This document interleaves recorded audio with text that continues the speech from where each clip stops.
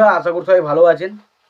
তো বন্ধুরা, এখন ঈদের যে 6টা ছবি রিলিজ করেছিল, একটা হচ্ছে তাণ্ডব, ইনসাফ, উৎসব, টগর, নীলাঞ্জন, নীলচক্র এবং এসা মার্ডার কেস।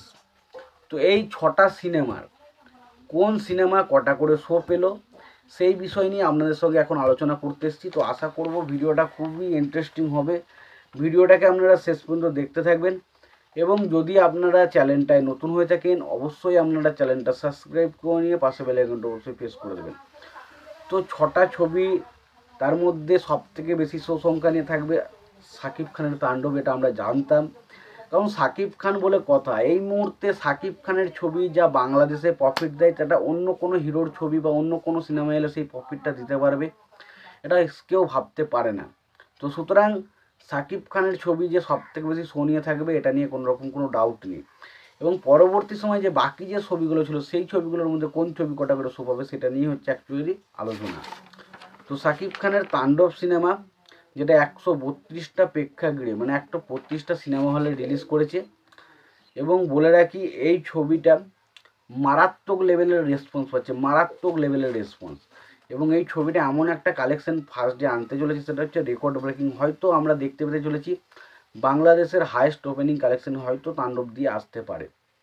দ্বিতীয় যে ছবিটার কথা বলবো, ছবিটার নাম হচ্ছে ইনসাফ, যেখানে আমরা তানসিয়া ফারিন, শরীফুল রাজ এবং অবশ্যই মোশাররফ করিমকে দেখতে পেতে চলেছি।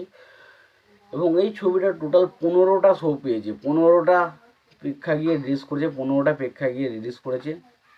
তারপরে আসি উৎসব, যে ছবির মেন হাইলাইট পয়েন্ট হচ্ছে চঞ্চল চৌধুরী, আর কয়েকজন রয়েছে, আমার নাম এই মুহূর্তে মনে পড়ছে না। বাট এই ছবিটা কিন্তু 7টা প্রেক্ষাগৃহে রিলিজ করেছে।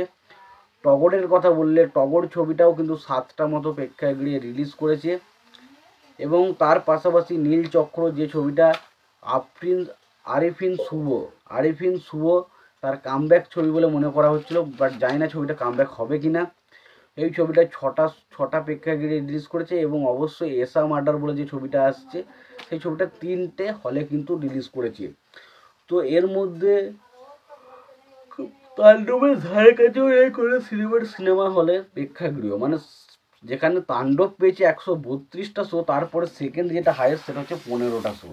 মানে কয়েক গুণ, মানে 10 গুণ, 15 গুণ, 20 গুণ এরকম কম কিন্তু শো পেয়েছে তারা। এবার দেখা যাক আলটিমেট রেসপন্সটা কার কেমন থাকে। সিনেমাটা তো আসতে এসেছে, কোন সিনেমাটা কেমন কি করে বক্স অফিস রিপোর্ট অনুযায়ী তোমাদের সেই বিষয়ে মতামত জানাবেন। আর ভিডিওটি ভালো লেগে থাকলে লাইক কমেন্ট শেয়ার করে দেবেন। চ্যানেলটা নতুন হয়ে থাকলে অবশ্যই তোমরা চ্যানেলটা সাবস্ক্রাইব করে নিয়ে পাশে বেল আইকনটা অবশ্যই প্রেস করে দেবেন। ভালো থাকবেন, সুস্থ থাকবেন, দেখা হচ্ছে পরে।